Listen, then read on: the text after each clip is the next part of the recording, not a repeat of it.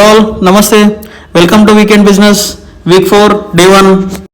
ఇంకా మార్నింగ్ లేచేసరికి లేట్ అవడంతో ఇంకా లేచి నార్మల్గా అందరికీ కాల్ చేసుకోవడం స్టార్ట్ చేశాను.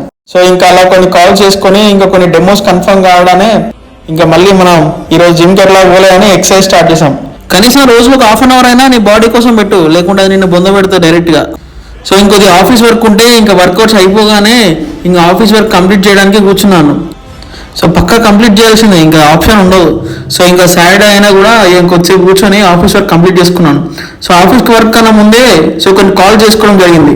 సో ఇంకా వాళ్ళని కలవడానికి ఇంకా ఇమీడియట్గా ఫ్రెష్ అప్ అయ్యి 4:30కి అలా స్టార్ట్ అయ్యాను. సో ఈరోజు కొద్దిగా లేట్గా స్టార్ట్ చేశాం మన బిజినెస్. సో ఇంకా డైరెక్ట్ వెళ్ళి ఇంకా ఒకరిని కలిసేసుకొని మళ్ళీ ఇంటికి రిటర్న్ అయిపోయాను.